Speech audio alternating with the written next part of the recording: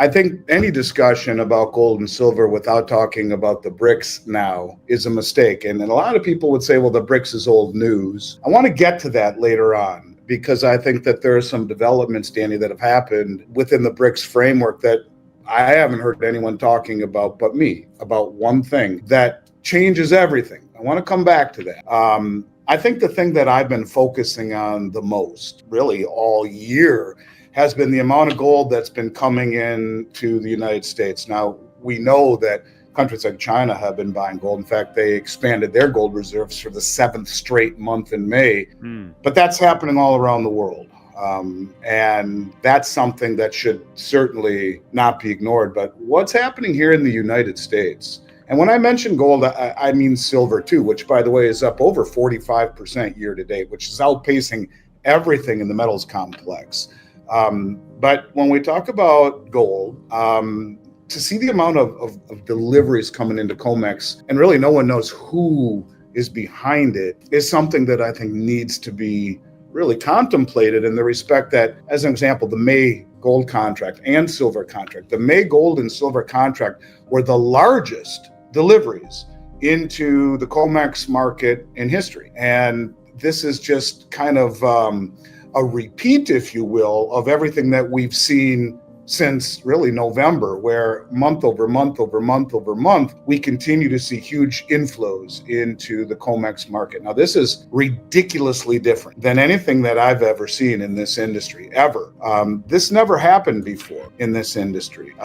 As a result of futures contracts normally settling for cash, now all of a sudden you are seeing these futures contracts settle in for delivery, and that's something that 8.5 billion, if I'm not mistaken, in gold was delivered into the May contract. Now these are things that forever you would see maybe 1% of contracts stand for delivery.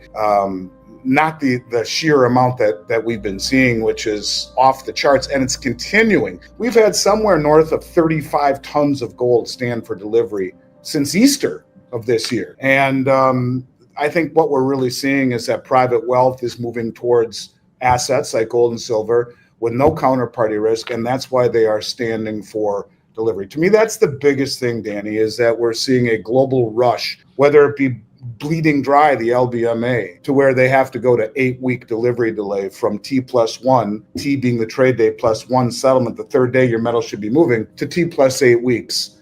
A draining of the Shanghai exchange, where Chinese are promoting their citizens and prodding and encouraging them to accumulate gold and silver through state-sponsored gold and silver projects. So they are actually pulling it out of the Shanghai exchange, or the same thing happening on COMEX at a much bigger level, where the biggest money in the world, the most sophisticated money in the world, the most well-informed money in the world is standing for delivery. Now you can look at what President Trump said on Easter Sunday, a tweet on Truth Social and on Twitter, where he says, the golden art of negotiating, he who has the gold makes the rules. Thank you, whatever that means. You can point to Treasury Secretary Bessent, who said, look, there'll be a new Bretton Woods, a new monetary system within this administration. And of course, you can point to Judy Shelton, who on my interview said that she was told by Trump, and many people think she'll take over to run the Federal Reserve when Powell's tenure is up in the next few months, that she was told by Trump that he would issue gold-backed treasuries, 50-year duration to begin with, on July 4th, 2026, which would be the 250th year anniversary of the country. But, look, it's not just gold. We've seen somewhere in the neighborhood of 12,000 silver contracts stand for delivery just recently. And so we're talking, and you multiply those by 5,000 ounces. So I guess to me, the thing that really sticks out, Danny, more than anything, is delivery into the ecosystem. And the people who are doing this are not just the most well-informed, they're the most or the well-funded, they're the most well-informed. And people at these levels do not do this kind of stuff, do not spend this kind of money, where in March it was almost 5 billion, 4.5 billion for a client from JP Morgan. In May, the largest deliveries ever. This has been going on since November. Who's bringing all this in? Who's standing for delivery, and what do they know that we don't? I honestly think this might be the most important conversation we could have right now. And I'll tell you straight up, It's almost impossible these days to talk about gold and silver without also talking about the BRICS nations. Some people might roll their eyes at that. Come on, Andy, that's old news. Everyone's been talking about BRICS for years. Sure, fair point. We've all heard about Brazil, Russia, India, China, South Africa teaming up. It's been a geopolitical buzzword for over a decade. But there are things happening inside the BRICS framework right now, particularly in just the last 12 months, that almost no one is talking about. And I truly believe one of these developments changes everything. I'll circle back to that in a little while. Just keep it on your mental back burner, because before we get to BRICS, I want to start with something that's honestly blown my mind all year, and it's not getting nearly the attention it deserves. I'm talking about the sheer amount of gold pouring into the United States right now. Now look, everyone knows about China's gold buying binge. They've officially expanded their reserves for 7 straight months. But let's get real. No serious analyst believes those official numbers tell the whole story. The PBOC is basically the global gold champion of understatement. If they're telling you they bought X tons, it's probably 3X or 4X in reality. And Russia? They've gone totally opaque post-sanctions. But even before Ukraine, they had more than 2,200 tons sitting officially on the books, and there's every reason to think they've quietly added more through their sovereign funds. Meanwhile, you've got everyone from Poland to Singapore to Kazakhstan piling into gold. It's a quiet global vote of no confidence in the dollar because they all see the same writing on the wall. But here's the shocker. The biggest story isn't just China or Russia. It's right here at home. It's what's happening inside the US on the COMEX. Because we're seeing massive, record-breaking deliveries of physical gold and silver. I've been in this business for 35 years. I have literally never seen anything like it. Historically, futures contracts are a paper game. They're there for hedging, for speculation, for leverage. Maybe 1% ever stand for delivery. The rest roll over or settle in cash. That's how it's always worked until last November. That's when we started seeing a completely different beast. Suddenly, month after month, we're witnessing massive chunks of contracts actually standing for delivery, taking home real physical metal. Look at the May contracts. The gold and silver deliveries in May were the largest in the history of the COMEX. Let me say that again. In the entire history of this market, we've never seen more metal physically leave the system than we did just this spring. That's over $8.5 billion worth of gold delivered just for that cycle alone. And silver, more than 12,000 contracts stood for delivery recently. Do the math. Each is 5,000 ounces. That's over 60 million ounces of silver pulled off the exchange. And that's just one delivery window.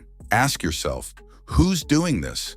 This is not your neighborhood coin shop customer grabbing a tube of Eagles. This is massive institutional money.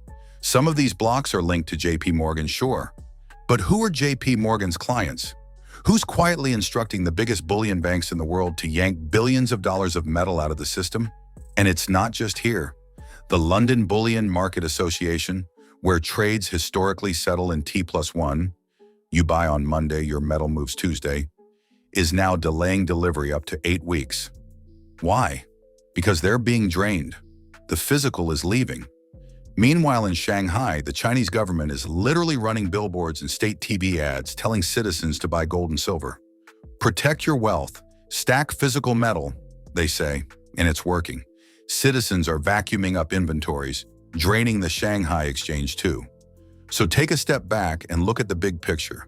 You've got massive deliveries into COMEX, the LBMA pushing settlement delays from days to months, Shanghai seeing retail demand on overdrive, and every major central bank stacking gold at the fastest pace since the 1960s. Overlay that with price action, where silver is up 45% year to date, outpacing everything else in the metal space. Gold has been grinding higher steadily, but silver starting to outperform is your classic sign that we're moving into the next phase of the cycle. And meanwhile, the average retail investor?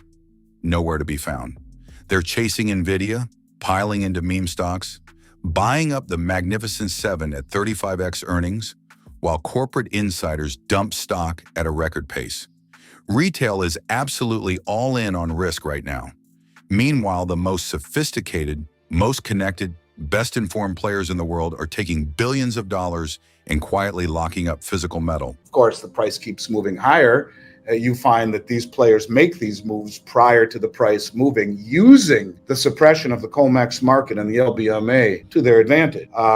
And there are those that think, like Eric Young, the King Kong on X, who believes the Chinese are doing the same thing with silver, shorting the paper price in New York and buying physical in non-price setting locations around the world to accumulate it at subsidized prices. They're playing the game, a long game, to drain the shelves. And I guess what I would say is that when players at that level stand for delivery to the degree that they have, there's something much bigger at foot than any analyzing would ever tell you. It's just simply these people don't make these kind of moves in a preemptive fashion without knowing what's coming or having a very good idea of where things ultimately go. And here we are looking at silver, where today... So like 36.75, I believe? Yep, man, you got it. The futures are up $1, up 2.81%. So we're talking something's going on. And silver is now, this is the third time in history it's been this high, which is kind of crazy if you think about it. And when we get through this resistance in the mid 40 range, there's nothing standing in front of it. And I guess Vince Lancy made a great point, and he said, silver is where gold was 18 months ago or however long ago before it started to make its move. And on a technical level, this long building, 45-year cup and handle base building, it's right at the mouth of the cup, about ready to break through, and it's right, breaking through that resistance as we speak. So yeah, I think it's the action in the metals market that to me, along with deliveries, that is something that I pay real close attention to. This stuff doesn't happen just for the hell of it. And if you look at what's happening in China right now, by the way, silver closed yesterday at 38.29. This is the arbitrage that the Chinese and the Shanghai Exchange are using to entice anyone stupid enough in the West to sell our silver at a much higher price. But at 38.29 in Shanghai, they've been leading the price. In other words, we've been seeing this higher price level in Shanghai, and the metal keeps moving in that direction. So to say we're very close to this breakout phase, look, you get up into the $38, $39 range, there's very little ahead of it other than a couple of brief examples in 2011 and 1980 to act as support, as resistance. So yeah, I'm very bullish, very, very bullish on silver. But when we see the largest delivery in the May contract of ever in silver, and gold, but in silver, I think people should pay very, very close attention. That technical analysis is very important, for sure, on this long-term cup and handle formation. But I think right now we're moving into an era, a different era, where access to things like your wealth has greater significance, perhaps, than return on. It's more like return of. And in a world of counterparty risk accentuating and growing and systemic risk, there's a drive by some very sophisticated players, for sure, to stand for delivery. And that's what's different than ever before, Danny, is that it's easier to manipulate the market when no one stands for delivery. When people stand for delivery, and it's a very difficult thing to do. So let's pick this right back up. You've got this backdrop: COMEX drained, Shanghai drained, LBMA stretched to the edge with delivery delays, massive arbitrage premiums in Asia, central banks buying more gold than any point since the 1960s, and the biggest institutional money on the planet standing for delivery like never before. All of this happening quietly, methodically, while the average investor is laser-focused on the NASDAQ and NVIDIA earnings. But what I want to do is tie this together with what's happening in the BRICS nations, because this is the side of the story that completely changes the endgame for gold and silver. A lot of analysts shrug off BRICS. They'll say, yeah, Andy, we know. BRICS has been around for a decade. They talk about de-dollarization, but nothing ever happens. And that used to be fair. The BRICS was mainly a political slogan. They'd meet for photos, issue a statement about cooperation, and go home. But last year and this year, something fundamentally changed. Let's start with the obvious. The BRICS bloc is no longer 5 countries. It's ballooned to include Egypt, Ethiopia, Iran, Saudi Arabia, and the UAE. You add that up, it's nearly half the world's population controlling something like 40% of global GDP, most of the global energy reserves, and 3 of the 4 biggest nuclear arsenals. Then you combine that with the Belt and Road Initiative and the Shanghai Cooperation Organization, both spearheaded by China. Now you're talking 75% of the world's population aligned economically and increasingly financially outside the West. Now here's where the rubber meets the road for gold. These countries, many of them commodity producers, many of them sitting on strategic stockpiles, are flat out tired of holding dollars. They've watched the US run up $35 trillion in debt, watched the Fed print trillions more since 2020, watched the weaponization of the dollar through sanctions. And they're asking, why exactly should we keep our reserves in your currency when you can just freeze it with a keystroke like you did to Russia? Or inflate it into oblivion with endless spending? And the answer is they shouldn't, and they know it. That's why you've got Russia and China running bilateral trade deals in rubles and yuan. That's why Saudi Arabia has quietly signaled it won't renew its exclusive petrodollar agreement with the US after 50 years of forcing the world to buy oil in dollars. And it's why the BRICS just launched a new cross-border payment system. Sergei Lavrov didn't just say this is for BRICS. He said it will be offered to non-BRICS nations, explicitly to the Belt and Road partners. That means over 100 countries could soon be settling trade outside of SWIFT, outside the dollar system. So what does this have to do with gold and silver? Everything, because you can't build a trusted new payment system on the ruble or the yuan alone.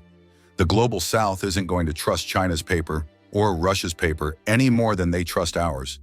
That's why you're seeing all these moves behind the scenes, opening vaults in Hong Kong and Saudi Arabia, opening the Shanghai Futures Exchange to foreigners so they can price gold directly in yuan, establishing mechanisms to back trade settlement with gold.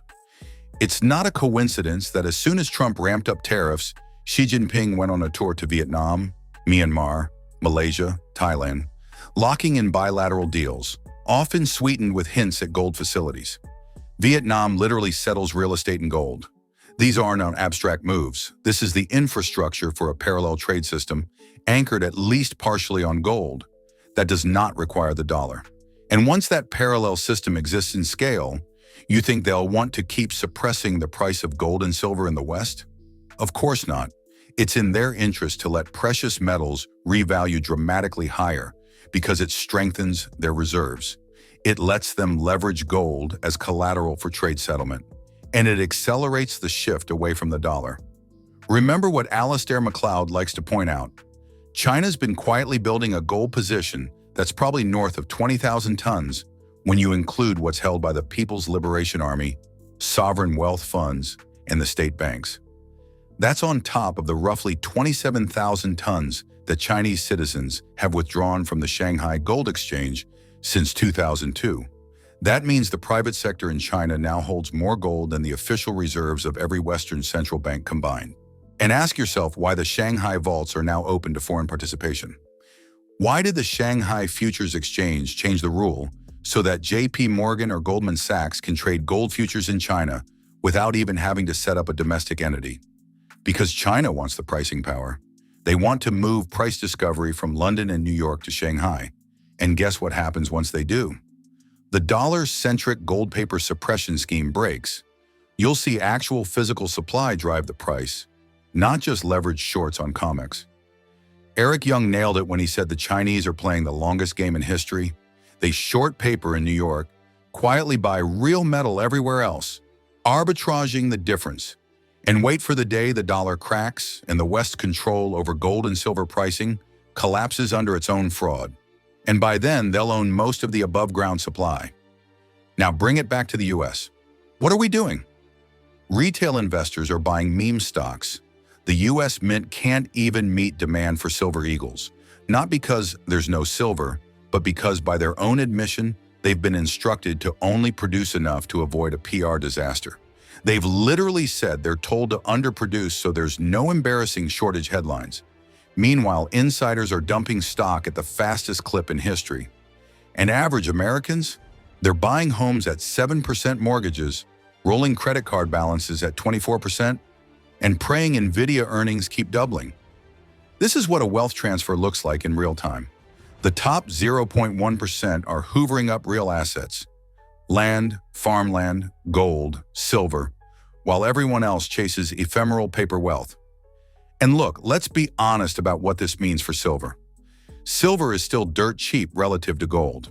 The gold-silver ratio is around 85 to 1. Historically, it's averaged closer to 45 to 1 over the last couple centuries, and it comes out of the ground at roughly 7 to 1. That means silver is either the buying opportunity of a lifetime or gold is absurdly overvalued. And we know gold isn't overvalued because every central bank on the planet is scrambling to buy it. Silver's your turbocharged leverage on the monetary reset. That's why you're seeing these massive deliveries off COMEX. That's why Shanghai silver trades $2 higher. That's why the May contract was the largest silver delivery ever. The smart money is front-running the revaluation. People look at the technical charts and say, Andy, look at that long cup and handle on silver, 45 years building. It's ridiculous. They're right. This is the kind of structural base you see before a multi-100% move. Vince Lanci put it perfectly. Silver is today where gold was 18 months ago, before it ripped from 1,800 to 3,400. Once silver punches through the 38 to 39 resistance and clears the ghosts of 1980 and 2011, there's basically no overhead resistance left. It's empty air up to $50 and beyond. And here's where it gets really fascinating. This isn't just a price story, it's a trust story.